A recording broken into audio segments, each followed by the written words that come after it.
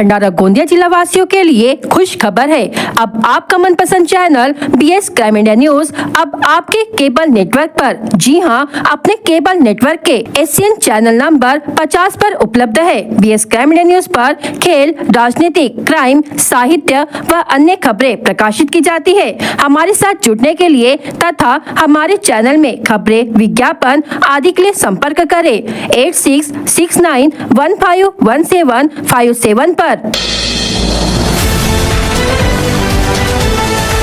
स्थानीय अपराध शाखा ने जबरन चोरी के एक मामले का पर्दाफाश करते हुए 3 आरोपियों को गिरफ्तार किया है। गिरफ्तार आरोपियों में बड़ा बाजार हनुमान मंदिर निवासी मयंक रविंद्र तिवारी उम्र 25 वर्ष एवं कस्तूरबा गांधीवाड़ निवासी रितेश केड़वदे तथा संभाजीवाड़ निवासी चेतन तिगरे शामिल है। पुलिस के अनुसार खात रोड क्षेत्र में पुरानी विवाद और आपसी रंजिश के चलते आरोपियों ने 4 युवकों के साथ मारपीट कर उनमें से एक की सोने की चेन जबरन छीन ली थी। इस संबंध में भंडारा पुलिस थाने में विविध धाराओं के तहत मामला दर्ज किया गया था। मामले की गंभीरता को देखते हुए पुलिस अधीक्षक नूरुल हसन के निर्देश पर स्थानीय अपराध शाखा के पुलिस निरीक्षक संजय गायकवाड़ के नेतृत्व में विशेष टीम गठित की गई। जांच के दौरान मुखबिर से सूचना मिली कि आरोपी भंडारा शहर में घूम रहे हैं। इसके आधार पर पुलिस टीम ने वैनगंगा नदी के बड़े पुल के पास से तीनों आरोपियों को हिरासत में लिया। पूछताछ में आरोपियों ने पुरानी दुश्मनी के कारण पीड़ित के साथ मारपीट कर उसकी सोने की चेन छीनने की बात स्वीकार की। तलाशी के दौरान उनके कब्जे से करीब 10 ग्राम वजन सोने का गोफ, नगद राशि, अन्य सामान तथा अपराध में प्रयुक्त मोटरसाइकिल क्रमांक MH36W0424 बरामद की गई। जब्त माल की कुल कीमत लगभग 76,100 रुपए बताई गई है। आरोपियों और जब्त माल को आगे की कानूनी कार्रवाई के लिए भंडारा पुलिस के हवाले कर दिया गया है। यह कार्रवाई पुलिस अधीक्षक नूरुल हसन, अतिरिक्त पुलिस अधीक्षक नीलेश मोरे तथा LCB के अधिकारियों के मार्गदर्शन में की गई।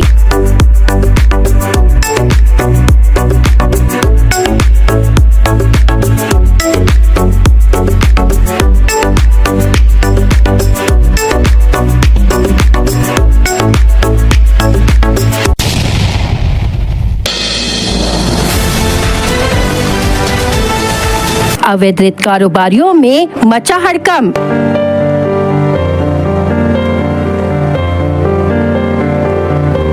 गोबरवाही पुलिस की लगातार कार्रवाई से बढ़ी तस्करों की मुश्किलें।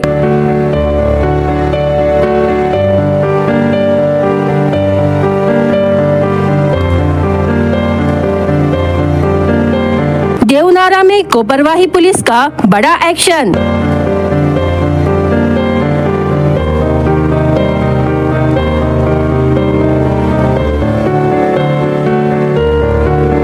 अवैध रेत उत्खनन और परिवहन के खिलाफ चलाए जा रहे अभियान के तहत गोबरवाही पुलिस ने मंगलवार को देवनारा गांव के नदी क्षेत्र में बड़ी कार्रवाई करते हुए 2 ट्रैक्टरों को रेत सहित जब्त किया। इस कार्रवाई में कुल 13,12,000 रुपए मूल्य का मुद्देमाल बरामद किया गया। पुलिस ने दोनों मामले में अलग अलग अपराध दर्ज कर जाँच शुरू कर दी है। पुलिस से मिली जानकारी के अनुसार 23 जून 2026 को सुबह गश्त के दौरान मिली गुप्त सूचना के आधार पर पुलिस टीम ने देवनारा गाँव के समीप नदी घाट क्षेत्र में छापेमारी की। कार्रवाई के दौरान बिना किसी वैध अनुमति के रेत परिवहन करते हुए 2 ट्रैक्टर पकड़े गए। पहली कार्रवाई में महिंद्रा ट्रैक्टर में एक ब्रास रेत का अवैध परिवहन करते हुए रोंगा निवासी अभिषेक कृष्णा शेर की उम्र 25 वर्ष को पकड़ा गया। पूछताछ के दौरान वह रेत परिवहन का कोई वैध पास या परमिट प्रस्तुत नहीं कर सका। पुलिस ने ट्रैक्टर, ट्रॉली और रेत सहित 8,06,000 रुपए का मुद्देमाल जब्त किया। वहीं दूसरी कार्रवाई में सोनालिका ट्रैक्टर क्रमांक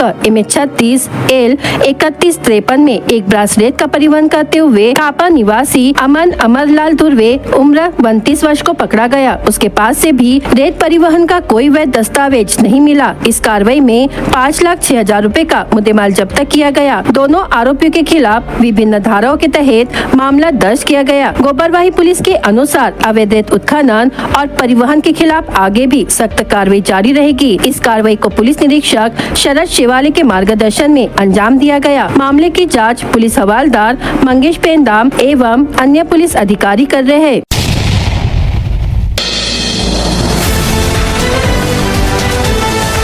भंडारा गोंदिया स्थानीय प्राधिकरण निर्वाचन क्षेत्र से नवनिर्वाचित विधान परिषद सदस्य अविनाश ब्राह्मणकर ने विधान परिषद सदस्य के रूप में शपथ ग्रहण की। इस अवसर पर उन्हें उनके आगामी सामाजिक एवं राजनीतिक जीवन के लिए शुभकामनाएं दी गई। विश्वास व्यक्त किया गया कि वे जनता की अपेक्षाओं पर खरे उतरते हुए विकास उन्मुख कार्यों के माध्यम से क्षेत्र के सर्वांगीण विकास में महत्वपूर्ण और प्रभावी योगदान देंगे। उनके शपथ ग्रहण से भंडारा गोंदिया क्षेत्र के विकास को नई गति मिलने की उम्मीद जताई जा रही है।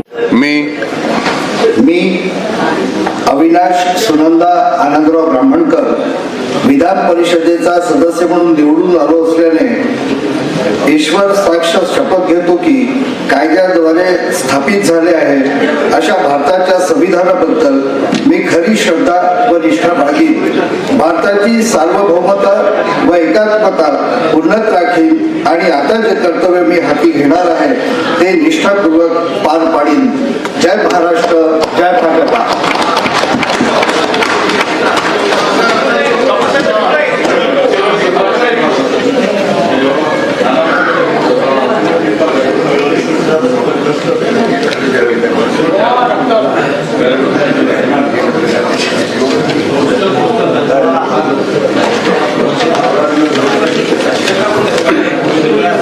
श्री नंदकिशोर भागवत महाजन।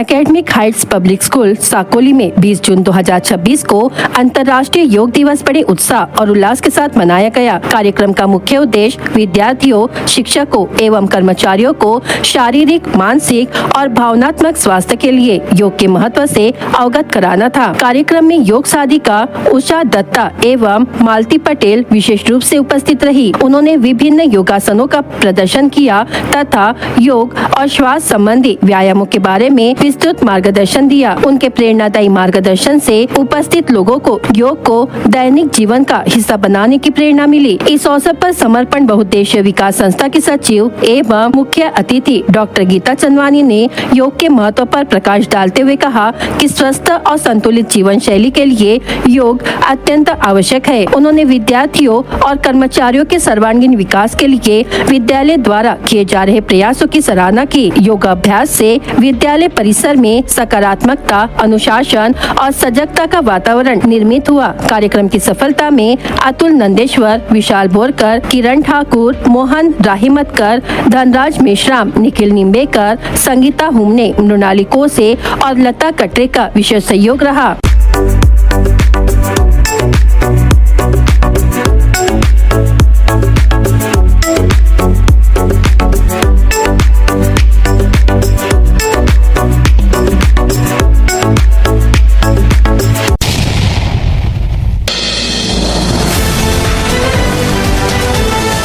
संसद में ग्रामीण आवास योजना को लेकर बड़ा मुद्दा उठाया गया। नाना पटोले ने सरकार से श्वेत पत्र जारी करने की मांग की है। ग्रामीण क्षेत्रों से चुने गए लगभग सभी जनप्रतिनिधियों के क्षेत्रों में आवास योजना गंभीर समस्या बनी हुई है। नाना पटोले ने कहा कि सरकार बार बार यह दावा करती है कि निधि की कोई कमी नहीं है, लेकिन पिछले 1 वर्ष से प्रधानमंत्री आवास एवं अन्य ग्रामीण आवास योजनाओं के तहत लाभार्थियों को समय पर राशि नहीं मिली है। उन्होंने ये भी कहा कि मुख्यमंत्री ने पहले ही यह घोषणा की थी कि शहरी क्षेत्रों की तरह ग्रामीण आवास योजना की अनुदान राशि भी बढ़ाई जाएगी। वर्तमान महंगाई को देखते हुए 1,40,000 रुपए में घर का निर्माण पूरा करना संभव नहीं है। नाना पटोले ने सरकार से सवाल किया कि योजना की राशि में देरी के कारण कितने गरीब परिवारों को कर्ज लेना पड़ा है। उन्होंने इस पूरे मामले पर श्वेत पत्र जारी कर वास्तविक स्थिति जनता और सदन के सामने रखने की मांग की है। सदस्याचं ग्रामीण भागातून येणाऱ्या अध्यक्ष महाराज तो विषय अध्यक्ष महाराज घरकुलाचा मंत्री महोदय सांगतात की पैशाची कमी नाही आहे, पैशाची कमी नाही असं मंत्री महोदय सांगतात। अध्यक्ष महाराज 1-1 वर्षापासून पैसे मिळाले नाही घरकुलाचे। अध्यक्ष महाराज एक नाना मुद्दा भाऊ, आपल्याला- उत्तर झालं याचं. नाही ना अध्यक्ष, उत्तर झालं याचं उत्तर. त्यांनी स्वतः ऐकलंय. त्यांनी सांगितलं अध्यक्ष महाराज की पैसे कमी नाहीये, पण पैसे मिळाले नाहीत ना अध्यक्ष महाराज. या सभागृहातल्या कुठल्याही सदस्याला विचारा अध्यक्ष महाराज. त्याप्रमाणे आणि माननीय मुख्यमंत्र्यांनी सांगितलं होतं अध्यक्ष महाराज, माननीय मुख्यमंत्र्यांनी मोदयांनी सांगितलं होतं की जसं शहरी भागामध्ये आम्ही 2.5 लाख रुपये देतो, त्याप्रमाणे ग्रामीण भागामध्ये सुद्धा पैसे वाढवून देऊ, अशा पद्धतीची भूमिका मांडली होती अध्यक्ष महाराज. 1,40,000 रुपयामध्ये घरकुलं होतच नाही अध्यक्ष महाराज. आणि म्हणून मी माननीय मंत्री महोदयांना म्हणतो की हा काही प्रतिष्ठेचा प्रश्न नाही आहे किंवा राजकारणाचा नाही आहे, गरिबाच्या घराचा प्रश्न आहे. आणि म्हणून याला राजकीय आम्ही इतके बांधले तितके बांधल्यापेक्षा आम्ही किती गरिबांना कर्जबाजारी केलं या प्रकरणामध्ये, या घरकुलाच्या याच्यामध्ये, त्याचा आता तुम्ही विचारा ना सगळ्यांना. सुधीर भाऊ, ठीक आहे मंत्री महोदय.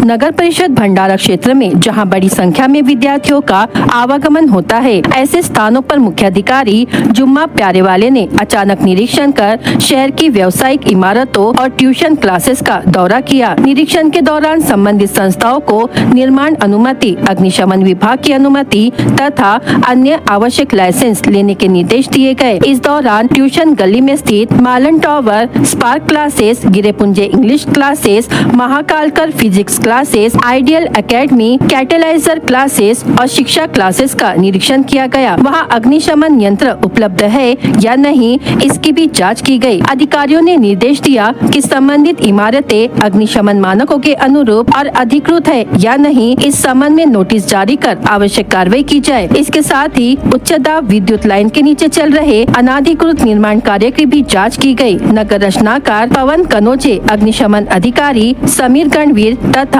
अन्य कर्मचारियों की उपस्थिति में मौके पर निरीक्षण किया गया। जांच के दौरान पाया गया कि कई निर्माण कार्यों के पास आवश्यक अनुमति नहीं है। इस पर संबंधित संपत्ति धारकों को नोटिस जारी कर आगे की कार्रवाई करने के निर्देश दिए गए हैं।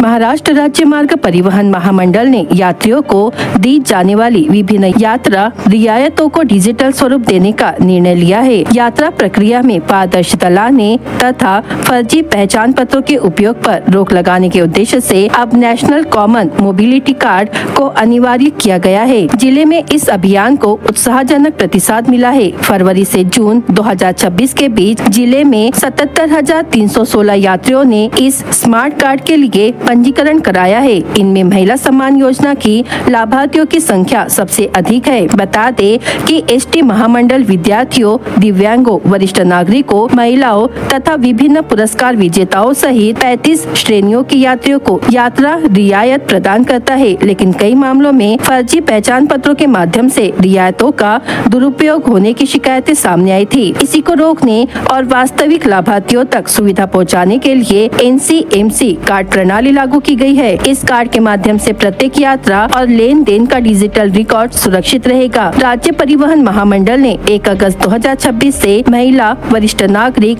तथा अमृत वरिष्ठ नागरिक श्रेणी के यात्रियों के लिए NCMC कार्ड अनिवार्य कर दिया है। इस तिथि के बाद कार्ड के बिना रियायती यात्रा का लाभ नहीं मिलेगा, इसलिए लाभार्थियों से समय रहते पंजीकरण कराने की अपील की गई है।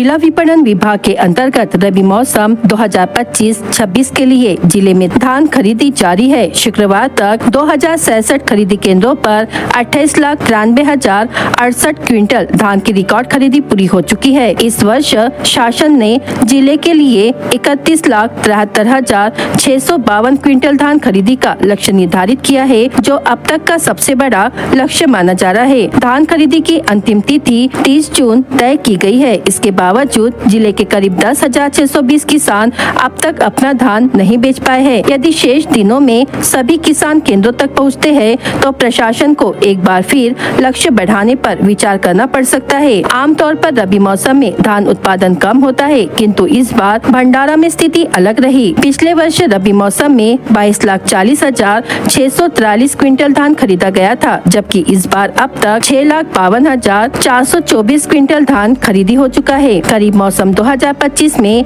जिले में 31,57,313 क्विंटल धान खरीदी हुई थी, जबकि रबी में अब तक 28,93,068 क्विंटल खरीदी हो चुकी है। खरीदी समाप्त होने में 8 दिन बाकी रहते हुए खरीफ और रबी के बीच अंतर केवल 2,64,245 क्विंटल रह गया है। रबी मौसम में रिकॉर्ड खरीदी के पीछे एक प्रमुख कारण यह माना जा रहा है कि खरीफ मौसम में केंद्रों पर या किसानों के पास बचा हुआ धान इस बार रबी खरीदी में शामिल किया गया है।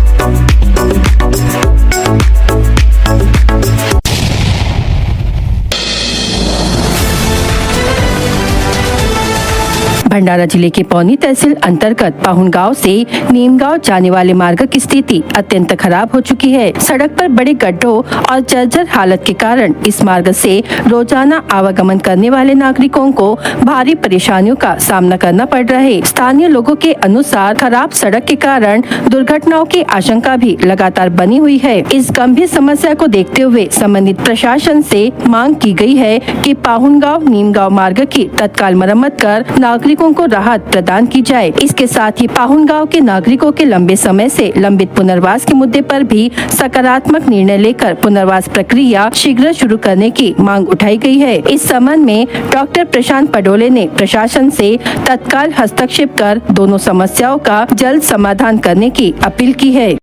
आज आम्ही पवनी तालुक्यामध्ये आहोत. पाहुणगाव जाण्याच्या रस्त्यावर आम्ही इथे उभे आहोत. निमगाव पाहुणगाव रस्त्याची परिस्थिती अत्यंत दयनीय परिस्थिती आहे. मागील 10 वर्षापासून 12 वर्षापासून हा रोड कोणी हातही न लावला आणि कधी बनवलाय नाही. हा व्याघ्र प्रकल्पामध्ये इथं हा गाव येते पाहुणगाव, पण याच्या पुनर्वसनाचं काम सुद्धा आतापर्यंत कोणीही केलेलं नाही. डबल इंजिन सरकार आहे.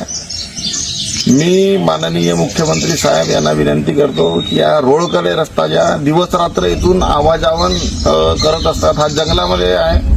कधीही कोणता जानवर वाघ यांच्यावर हमले करू शकतो आणि रस्ता अत्यंत दयनीय आणि खराब परिस्थितीमध्ये आहे. कमीत कमी रस्ता तरी तुम्ही बनवा आणि लवकरात लवकर या गावाचं पुनर्वसन कराल, हे आपणास विनंती आहे.